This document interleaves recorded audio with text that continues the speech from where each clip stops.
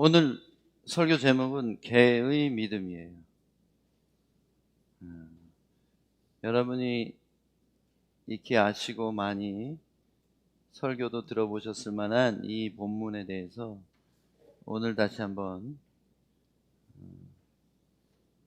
새로운 계시, 또 이미 받았으나 마음으로부터 희미해졌던 주님을 향한 우리 마음의 태도가 새롭게 되는 이 날이 되시기를 축복합니다. 말씀 듣기 위하여 한 번 더 기도하겠습니다. 주님, 전하는 자나 듣는 자 모두가 주의 말씀 앞에서 겸손히 마음을 열고 귀를 기울여 듣기 원합니다.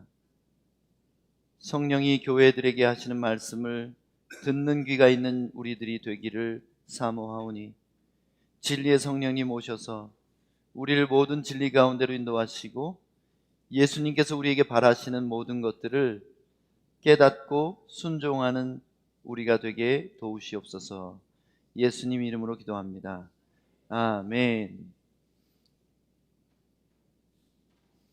오늘 본문은 두로와 시돈 지방에 들어가셨다 하는 말로 시작됩니다. 여러분, 두로는 어디냐면 지금 티레라는 도시예요. 시돈은 지금도 비슷한 발음으로 발음하고 있습니다. 바로 레바논이라는 나라에 해당하는 도시들입니다. 레바논은 어디 있습니까? 이스라엘의 북쪽에 해변가로 붙어있는 긴 나라예요. 길쭉하게 생긴 거. 레바논의 수도는 시돈 바로 위쪽에 있는 베이루트라는 곳입니다. 여러분, 베이루트라는 곳에서 화학물질 공장이 폭발해가지고 완전히 도시가 쑥대밭이 됐던 뉴스를 들으셨을 것입니다.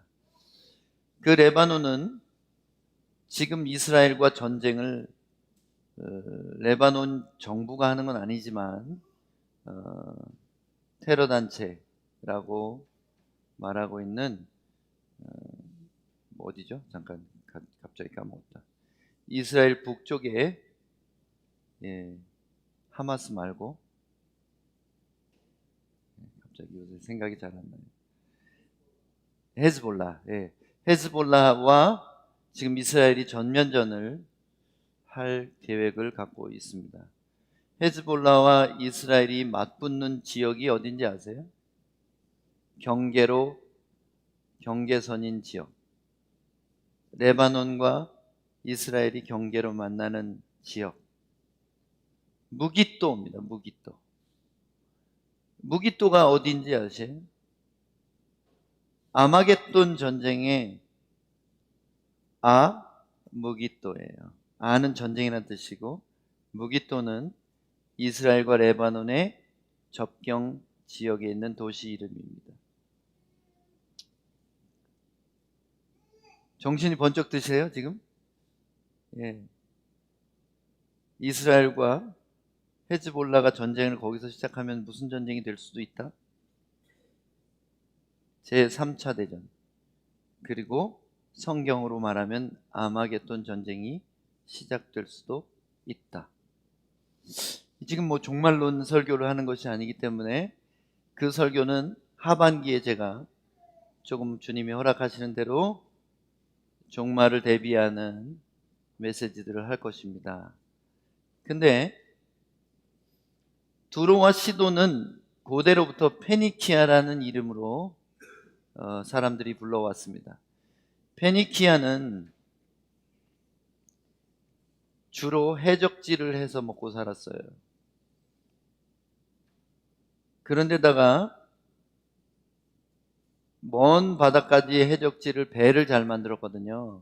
그래서 해적질을 해서 유럽까지 진출해서 그들이 세력을 확장하기 시작했는데, 페니키아의 공주가 기원전 6세기에 지금 북아프리카에 뾰족하게 튀어나온 부분이 있죠. 지중해 뾰족하게 나온 부분, 그 부분에 티투스라는 페니키아의 공주가 망명을 합니다. 그래서 거기서 생겨난 나라가 북아프리카의 스페인까지 길게 북아프리카를 전체를 지배했던 나라가 있어요. 그 나라가 뭐게요? 예, 신구약 중간기 때 여러분 배우셨을 텐데 카르타고라는 나라입니다. 십자가 처형 방법이 바로 카르타고에서 나왔어요. 그리고 페니키아와 카르타고는 지중해의 패권을 가졌던 고대의 국가인데 바알 신을 숭배하는 나라였습니다. 바알 신의 원산지예요. 바로 두로와 시돈이. 그리고 그 시돈의 공주였던 이세벨이라는 여자가 이스라엘로 시집을 와서 바알 신을 이스라엘에 뿌리내리게 하고 또 그의 딸 아달랴를 남유다로 시집을 보내서 여호람 왕에게 시집 보내서 남유다마저도 바알을 숭배하게 하는 끔찍한 역사 때문에 결국 페니키아 때문에 이스라엘이 망한 거예요. 그렇게 생각하면은 원수도 그런 원수가 없는 나라입니다. 이스라엘 북쪽에 붙어 있지만 그 민족을 아주 멸망시키고 싶을 만큼 가증하게 여기고 밉게 여기는 나라가 바로 두로와 시돈이 있었던 수로보니게라는 곳입니다. 왜 수로보니게라고 말을 했냐면 로마가 이 지역을 다 식민지화하면서 수리아하고 페니키아를 합쳐버렸어요. 그래서 수리아 페니키아를 수로보니게라고 하는 거예요. 그래서 이 이야기를 수로보니게 여인의 이야기다 하고 설교를 하고 있습니다. 이 바알 숭배의 진원지이고 풍요와 성적 타락의 상징이었던 페니키아의 주요 도시들이 바로 두로와 시돈입니다. 그래서 이 두로와 시돈은 하나님의 미움을 샀고 하나님은 선지자들을 통해서 반드시 이들을 이 사치스럽고 우상 숭배하는 자들을 멸망시킬 것이라는 예언을 이미 구약의 여러 곳에 하고 계셨고, 그리고 드디어 기원전 300년경에 그리스의 시골에서 태어난 알렉산더 대왕이 두로와 시돈을 예언대로 완전히 황폐하게 진짜 잿더미로 만들어버려요. 그래서 이때는, 예수님 때는 이미 이 도시들이 가난하고 헐벗고 정말 파괴되어 있는 건물 잔해만 남아있는 도시들이었습니다. 알렉산더 대왕이 파괴하고 난 뒤에는 로마가 들어와서 또 이 지역을 수탈하고 이 지역을 압제하였기 때문에 당시에는 수리아에 속한 로마의 속주가 되어서 가난과 고통과 진짜 말로 할 수 없는 어려움에 있었던 도시입니다.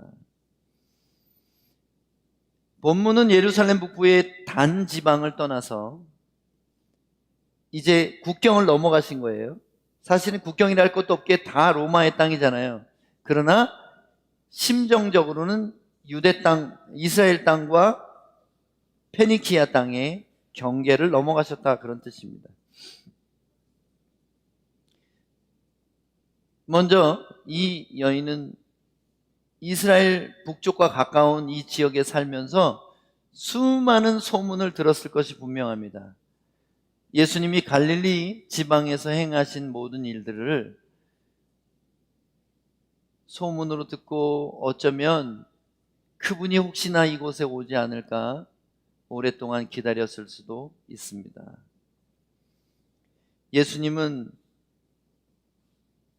이 여자가 예수님께 왔을 때 예수님의 성품과는 전혀 다른 행동을 하시는 것을 볼 수 있어요. 왜 그랬을까? 그 이유를 좀 알 필요가 있습니다. 예수님은 민족주의자인가? 예수님은 유대인 외에는 별로 개처럼 취급하는, 사실은 개라는 단어 자체가 이방인을 표현하는 표현으로 구약 성경에 엄청 많이 나와 있어요. 다윗의 시편에도 보면 개들이 나를 둘러쌌나이다. 이방인들이 자기를 둘러쌌다, 이렇게 표현하는 거예요. 그러니까 이방인들을 볼 때 유대인들은 개처럼 봤어요. 그래서 예수님도 그렇게 인종차별주의자인가, 민족주의자인가, 또는 이스라엘을 멸망시킨 그 미움 때문에 그 민족을 그렇게 모욕하고 거절하고 계신 건가, 이렇게 생각할 수가 있다는 것입니다. 이 여자의 표현을 한번 보시면 22절에 보니까 가나안 여자 하나가 그 지경에서 나와서 소리질러 이르되 주 다윗의 자손이여 나를 불쌍히 여기소서. 이 사람은 유대인도 아닌데 주라고 불러요. 소문만 들은 게 아니라 이 여인이 뭘 알고 있어요? 메시아 사상을 알고 있다는 거예요. 그럼 이 여자는 히브리인들의 종교에 굉장한 관심을 가졌고 그것이 진리일지도 모르겠다고 생각했는데 갈릴리에 나타난 이분을 통해서 그 소문이 진짜구나 하고 믿게 된 것 같습니다. 그냥 주여 하면은 당시에 신분이 낮은 사람이 높은 사람에게 이르는 통칭, 세뇨 이거기 때문에 그렇게 생각할 수도 있지만 그 뒤에 말이 너무 중요해요. 다윗의 자손이요. 다윗의 자손이라는 말은 메시아라는 말이에요. 그러니까 이 여인은 뭐가 있어요? 메시아 신앙이 있다는 거예요. 믿음이 있다는 겁니다. 주 다윗의 자손이여 나를 불쌍히 여기소서. 내 딸이 흉악하게 귀신 들렸나이다 하되, 아마도 심각한 정신병을 앓고 있었던 것 같습니다. 아니면 일상생활이 불가능해서 집안에 가둬두든지 묶어놓든지 그럴 정도로 심각한 귀신 들림이 있었던 모양입니다. 이 딸을 고쳐달라고 부모 마음이 다 똑같죠. 예수는 한 말씀도 대답하지 아니하시니, 자 보세요. 그러나 예수님은 대답하지 않으시고 무시하셨어요. 못 들은 척 했다는 거예요. 이것은 말로 대놓고 거절하는 것보다 좀 더 심한, 어쩌면 거절감을 줄 수 있어요. 투명인간 취급하는 거예요. 옆에서 큰 소리로 살려달라고 하는데 한 말씀도 대답지 아니하셨다. 이게 첫 번째 거절입니다. 예수님의 첫 번째 거절. 근데 예수님이 거절하는 것만 해도 힘든데 제자들은 한술 더 뜨고 있어요. 제자들이 와서 청하여 말하되, 예수님께 청합니다. 그 여자가 우리 뒤에서 소리를 지르니까 쫓아내세요. 좀 귀찮잖아요. 예수님 말씀도 안 들려요. 계속 시끄럽게 구는 이 여자가 귀찮아진 제자들은 그녀를 쫓아보내시기를 예수님께 이렇게 청하고 있는 것입니다. 그리고 나서 예수님은 입을 열어 이렇게 말씀하십니다. 24절에 나는 이스라엘 집에 잃어버린 양들에게만 보냄을 받았다. 너 같은 이방인 말고 이스라엘 백성을 위하여 내가 온 것이다. 이 말은 두 번째 충격적인 인종차별적 거절입니다. 첫 번째는 존재를 무시하고 두 번째는 민족 차별을 하고 있어요. 왜냐하면 그 민족이 이스라엘에게 저지른 짓도 있고 또 당시 유대인들이 이방인들을 대하는 태도로 볼 때 예수님은 그냥 전형적인 이스라엘 사람이구나. 만일 이렇다면 왜 넘어오셨을까요? 국경을 왜 넘어가? 그럼 이스라엘에만 있으면 되지 왜 외국을 가셨을까요? 이 사건이 중요한 것은 뭐냐면 바로 요 지점에서 바톤 터치가 일어나요. 자, 거기에 가까운 쪽에 내륙으로 들어가면 다메섹이라는 도시가 나옵니다. 다메섹에서 어떤 일이 일어났어요? 사도 바울이 예수님을 만났습니다. 예수님이 이방인들을 향한 구원의 바톤을 바울에게 건네주시고, 그리고 바울이 거기서부터 출발해서 세계 끝까지 복음을 전한 겁니다. 그러니까 예수님의 큰 그림은 내가 국경만 살짝 넘어갔다 올게. 바울아, 너는 여기서부터 시작해서 세상 끝날까지 복음이 전파되게 네가 다음 주자들에게 편지를 쓰고 교회를 세우고, 그래서 선교 명령을 끝까지 이루라, 이런 뜻이에요. 그래서 이 행적은 굉장히 중요합니다. 여기 국경을 안 넘어가셨으면 예수님은 정말 이스라엘만을 위한 구원자인가 그렇게 생각할 수도 있을 것입니다. 이 말을 오해할 수도 있을 거예요. 여인의 간청을 완곡하게 거절하고 계시는데 여자는 더욱 간절히 절하며, 엎드려서 절하며 주여 저를 도우소서. 이 정도 했으면은 침 뱉으면서 야, 니네 유대인들 하는 꼴락선이 그렇지, 내가 알아봤어, 너도 똑같은 인간이구나 하면서 욕하면서 돌아갈 수 있는 그런 상황이에요. 근데 이 여인은 더 다가와서 어쩌면 발을 붙잡고 엎드려서 간청했을지도 모릅니다. 예수님은 다시 대답하십니다. 대답하여 이르시되, 이제 더 심해졌어요. 자녀의 떡을 취하여 개들에게 던짐이 마땅치 아니하니라. 너는 개야, 이렇게 말하고 있는 거예요. 못 알아들어? 이스라엘이 자녀고 너희 페니키아 사람들, 이방인들은 개란 말이다.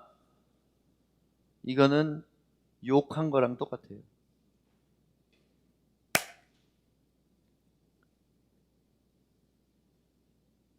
이 얘기를 들었을 때 세 번째로 거절을 당했죠.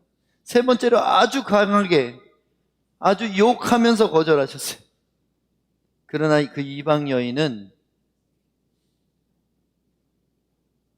올소이다마는 개들도 주인의 상에서 떨어지는 부스러기를 먹나이다. 여기 이 여자가 얼마나 지혜로운 여자인지 우리도 대화를 이렇게 해야 돼요. Yes, but. Yes, but. 예수님 대화 방식하고 똑같아요. 사마리아 여자한테 네 말이 옳도다.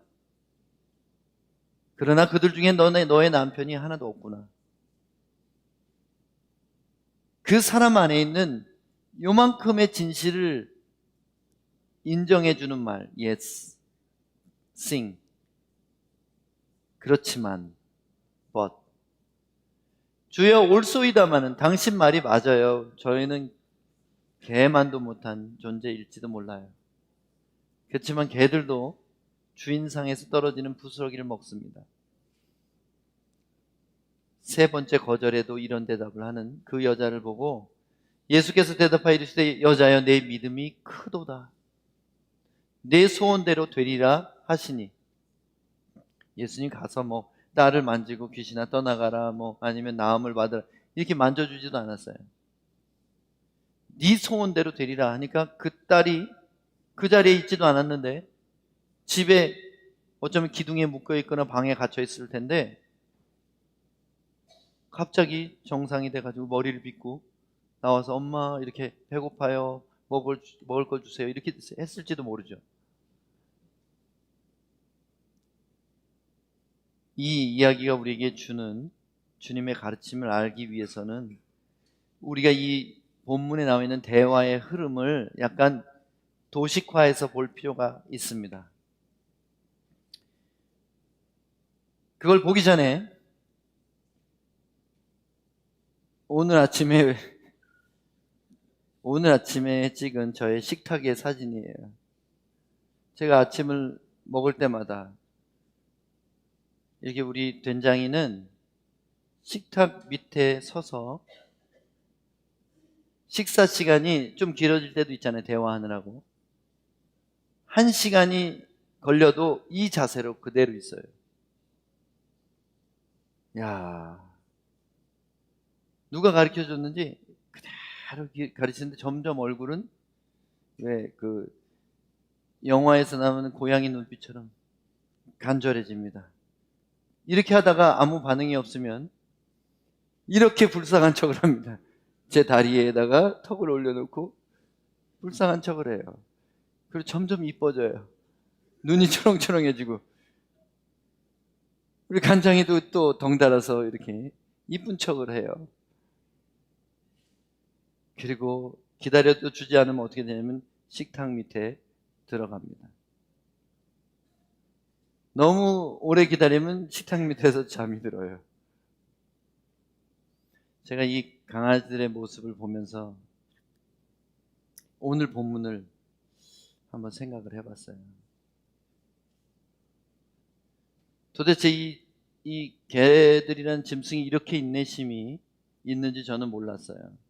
먹을 거 앞에서 뭐 물불 못 가리고 그런 줄 알았거든요. 얘네들이 줄 때까지 이렇게 기다리고 이쁜 척하고 그거 뭐 하나 얻어먹으려고 그렇게 하는 거잖아요. 여기에 자존심이 있어요? 여기에 거절받았다고 화내면서 가버리는 행동이 있습니까? 그래서 저는 2년 전부터 강아지를 키우면서 주님 마음을 참 많이 배우게 되는 것 같아요. 오늘 본문으로 다시 돌아가면 주님이라고 부르며 자녀의 귀신 들린 문제 해결을 요청하는 것, 이게 간구 원이에요. 첫 번째 간구. 주님이 무시하셨죠? 거절인 일. 근데 거절당한 것만도 힘든데 믿는 자들이 오히려 함께 거절하면서 예수님을 만나는 것조차 방해하고 있습니다. 그리고 나서 예수님이 두 번째로 무시하십니다. 민족적인 모욕을 주죠. 이것은 믿음에 대한 테스트예요. 진짜 나를 메시아로 여기는가 보시고자 하는 겁니다. 그랬더니 절하면서 다시 도와달라고 합니다. 간구 두 번째. 주님이 이제는 모욕하십니다. 개라고 말씀하십니다. 간절함에 대한 테스트예요. 이게 세 번째 거절이죠. 그랬더니 이 여인이 예 그러나 화법으로 겸손히 다시 간청합니다. 간구 3. 거절 3, 간구 3이에요. 주님의 칭찬과 문제 해결이 이 6번의 거절과 간구 다음에 7번째로 응답으로 마무리가 됩니다. 그럼 우리는 뭘 배울 수 있을까요? 예수님께 칭찬받고 문제 해결의 응답을 받으려면 첫 번째, 예수님의 주되심과 능력을 확실히 믿어야 합니다. 예수님이 나의 주님이라고 말하면서 그분이 나를 내 상황 가운데서 건지실 수 없다거나 아니면 돌아보지 않으실 거라는 생각은 사실은 믿음이 아니라 의심이고 믿음 가운데 섞인 불신이라고 볼 수 있습니다. 우리가 응답받기 위해서는 뭐가 필요하냐면 확실한 믿음이 필요합니다. 예수님이 나의 주님이시고 그분이 나를 책임지시는 목자시라는 것. 두 번째, 응답이 지체되거나 오지 않을 때라도 포기하지 말아야 한다는 것입니다. 이것에 대한 가르침은 불의한 재판관의 비유에서도 잘 나타나 있습니다. 간청하라는 거예요. 오히려 하나님은 응답을 오래 지체하실 때가 있습니다.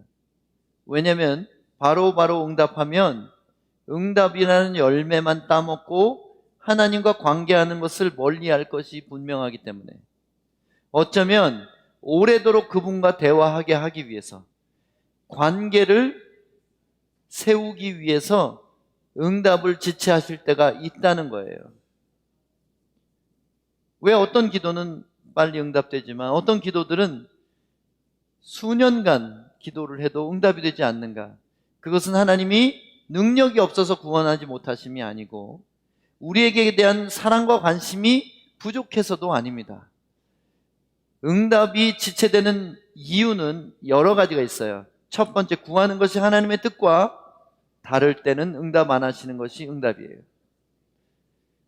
구하는 것이 우리의 유익이 아니라 우리를 해치는 것일 때는 응답하실 수가 없어요. 어린 자녀가 예리한 주방용 칼을 달라고 하면 선뜻 내줍니까? 아니죠. 이 아이가 충분히 잘하고 도구를 잘 쓸 수 있을 만큼 손의 기능도 발달하고 인지 능력도 발달해야지 주는 거 아니겠어요? 우리가 어린아이와 같은 신앙이 있을 때 뭘 달라고, 돈 달라고, 잘 되게 해달라고 기도할 때 그걸 넙죽 주시면 그것 때문에 그 사람이 주님을 찾지 않고 떠나가는 것이 너무나 흔한 일이기 때문에 주님은 축복이 저주가 되지 않게 하기 위하여 그 사람이 축복을 받을 만한 그릇이 될 때까지 기다리신다는 거예요. 그래서 응답이 없는 것이 하나님의 선하심일 경우가 많습니다. 바로바로 응답하면 응답이라는 열매에 중독돼요. 그래서 그분을 주로 여기지 않고 도깨비 방망이로 여깁니다. 램프의 요정쯤으로 여기는 거예요. 종으로 부리듯이 이 문제 해결하라, 저 문제 해결하라고 아쉬울 때만 찾아와서 기도도 아닌 청구서만 올린다는 거예요. 그러나 하나님이 진짜 바라시는 것은 우리가 그분의 자녀가 되는 것입니다. 좋은 부모와 자녀라면 용돈만 받아가려고 하는 게 아니라 대화가 필요해요. 서로의 진심을 알게 되는 것이 너무 중요한 것입니다. 그것이 없이는, 대화 없이는 사랑이란 존재할 수 없기 때문에.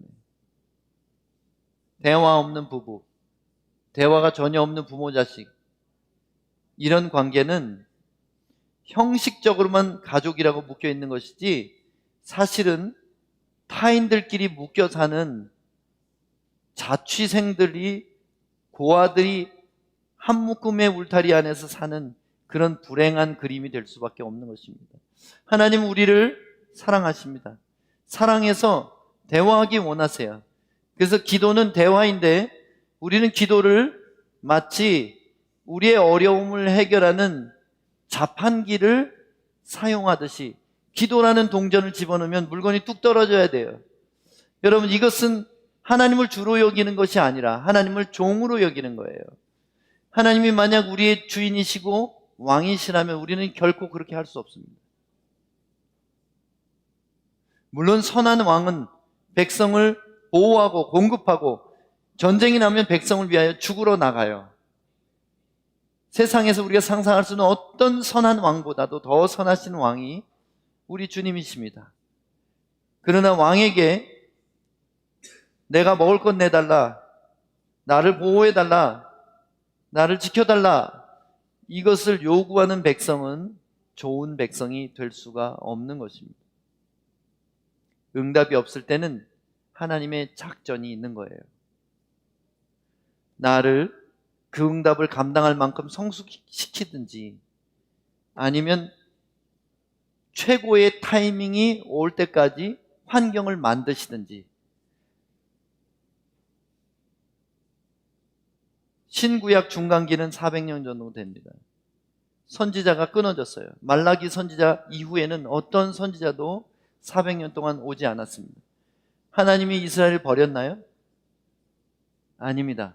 그 400년 동안 뭘 하셨는지 아세요? 헬라를 통하여 언어와 문화를, 전 세계 언어와 문화를 통일하셨고, 로마를 통하여 바닷길과 육지 도로를 놓으셨어요.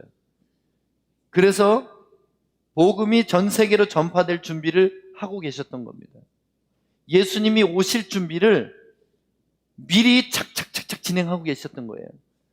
이스라엘을 버리는 게 아니라 온 인류를 구원하기 위한 하나님의 작전이 시작된 것입니다. 그래서 여러분, 응답이 지체될 때는 이렇게 생각하세요. 우리 하나님 얼마나 뛰어난 전략을 시작하셨나. 쫄병인 나는 모르지만 우리 대장님이 어떤 작전을 지금 구상하고 계신가 기대를 하시란 말입니다. 그리고 세 번째는 우리도 이런 걸 많이 겪어요. 내가 애매한 고난을 받을 때 죄로 인한 고난이 아니라 나는 옳게 살려고 애쓰는 가운데 어려움이 올 때 믿는 사람들이 오히려 비웃거나 방해하는 그런 경우를 경험하게 됩니다. 마치 욥의 친구들이 네가 무슨 죄가 있으니 벌을 받지 이렇게 말할 때가 너무 많아요. 오히려 예수님과 가깝다는 사람들이, 어쩌면 주의 종들이 이해를 못할 때도 있다는 거예요. 그러나 이것들에 대해서 낙심해서는 안 돼요. 주변 사람들이 내게 뭐라고 하든지 나는 하나님을 신뢰하겠다는 마음이 응답받는 비결 중에 하나입니다. 네 번째는 예수님의 테스트를 통과해야 됩니다. 예수님은 왜 우리를 테스트하십니까? 여기 브라질 시민권 받으려면 시험 봐야 돼요? 안 봐야 돼요? 봐야 됩니다. 얼마나 어려운지 포를 잘 하시는 1.5세들이나 특히 1세들은 얼마나 시민권 따는 게 어려워요. 하늘나라 시민권도 시험이 있어요. 이 시험은 우리를 망하게 하려는 것이 아니라 우리의 진심을 알기 위한 주님의 방편입니다. 그래서 우리가 믿는가를 알기 원하세요, 주님은. 또 한 가지, 우리가 그분께 가난한 심령을 가졌는가를 보기 원하십니다. 간절한가, 그걸 알기 원하세요. 이 간절함은 뭘 나타내냐면 누가 주인이고 누가 종인가를 나타내는 기준이 간절함이에요. 만약 우리가 주인이고 예수님이 종이면 왜 안 해줘? 아니면 말어, 내가 할게. 이렇게 된다면. 이게 왕의 태도지 종의 태도가 아니에요. 만약에 종이라면 내 목숨을 생사여탈권을 죽이고 살리실 수 있는 그분 앞에 납작하게 엎드리고 간절할 수밖에 없는 거예요. 너는 나를 믿느냐? 너는 정말 나를 주님으로 왕으로 여기느냐? 이걸 보고 싶어 하시는 거예요. 그래, 네가 나를 다윗의 자손으로 불렀지, 메시아라고 했지, 그럼 너 진짜 간절해? 너 진짜 나의 종이 될 거야? 그랬더니 거기에 반응해서 엎드려서 자기는 그분의 종이란 것을 표현했죠. 다섯 번째, 낙심으로 포기하지 않고 지속적으로 구해야 됩니다. 3번이나 그랬죠. 여섯 번째는 밑바닥까지 겸손해야 됩니다. 하나님은 교만한 자를 대적하시고 겸손한 자에게 은혜를 베푸시느니라. 겸손이란 나 혼자는 안 됩니다. 이 겸손이. 주님 당신이 꼭 계셔야 됩니다. 그러면 예수님의 칭찬과 문제 해결의 응답이 임할 것입니다. 영적인 원리가 성경에 그렇게 분명히 나와 있는데도 우리는 이거를 그냥 그런 일이 있었구나 하고 지나가요. 이 이야기가 그냥 옛날 이야기처럼 쓰였다면 우리에게 유익한 것이 무엇입니까? 왜 이야기를 복음서에 남겨두셔서 오고 오는 모든 교회가 이 이야기를 읽게 하시고 설교로 듣게 하실까요? 여기 있는 영적인 원리대로 하면 지금도 나는 살아서 너에게 똑같이 응답할 것이다. 내가 너를 칭찬하고 네가 소원하는 문제를 얼마든지 해결할 수 있다. 그러나 나는 내가 너의 왕인 것을 확인하기 원한다. 그런 뜻입니다. 사실 우리는 개를 사랑하고 개를 많이 키우잖아요. 그래서 2000년 전에 개의 위상을 알지 못합니다. 그 당시에 개는요, 더럽게 여겨진 짐승이에요. 그리고 집에서 키우는 애들도 그렇게 귀하게 여기지 않고 사람이 먹을 것도 없는 시대였기 때문에 개들한테 그냥 부스러기를 알아서 혹시 흘리면 그거 주워 먹게 놔뒀어요. 그래서 우리가 지금 애지중지 개 키우는 시대에 이런 윤기 흐르는 개라고 생각하시면 안 됩니다. 개는 모욕과 저주의 상징이고 더러움의 어떤 아이콘이었어요. 성경에는 또 다른 개 얘기가 나옵니다. 믿음의 상징이 된 개. 그 개가 누구일까요? 갈렙입니다. 갈렙. 갈렙이라는 이름은 개라는 뜻이에요. 가쇼예요. 이름이 개예요. 히브리인들이 개를 부정한 짐승으로 여겼는데 이름이 개니까 그 사람이 어린 시절에 어땠을지를 상상을 한번 해보세요. 얼마나 놀림받아요. 지금도 욕할 때 한국에서는 주로 개를 붙이죠. 나리꽃은 예쁜 꽃인데 개나리는 별로 안 예쁜 꽃이고, 살구는 맛있는데 개살구는 별로 못 먹는 거고, 개자를 붙이면 별로 천해지는 거예요. 이 출애굽기에 나오는 갈렙은 그 이름이 뜻이 개이고요. 그의 혈통은 유대인이 아닙니다. 놀랍게도 에서의 후손인 초기 가나안 정착인 중에 하나예요. 그니스족 속 사람이. 그니스족은요, 하나님의 명령을 따라 멸망시켜야 될 초기 가나안 정착인들의 한 족속입니다. 이 얘기가 뭐예요? 유대인도 아니고 이방인인데 어떻게 유대인이 됐을까요? 여호와 신앙으로 개종한 사람이에요. 이 사람은 분명히 그 조상이 그렇게 했든지. 그래서 혈통적으로 유대인이 아니기 때문에 유대인에게선 존중받을 수 없는 사람이에요. 그런데 어떻게 12정탐꾼 중에 한 명이 됐습니까? 한 지파의 가장 뛰어난 용사로 인정받았다는 거예요. 한번 생각해 보세요. 이방인이 어떤 지파의 제일 뛰어난 용사로 뽑힌다는 것. 이 사람이 얼마나 충성된 사람인가는 그 사실 하나로만도 알 수 있어요. 그의 이름의 뜻이나 출신의 혈통으로 봐서는요, 절대로 이스라엘의 지도자가 될 수 없었다는 뜻입니다. 그러나 하나님에 대한 탁월한 믿음과 충성심으로 개척자의 본보기가 되는 사람이에요. 이름이 개였어요. 근데 이 사람이 여호수아와 이 사람만 1세대 중에 유일하게 리더로서 가나안 땅, 약속의 땅에 들어갈 수 있었습니다. 이게 뭘 영적으로 나타냈는지 아세요? 여호수아는 예슈와의 옛 발음이에요. 예수님과 이름이 똑같은 사람이에요. 여호수아는 예수님을 죽기까지 쫓아가는 충성된 개는 이상 없이 천국에 들어가는 거예요.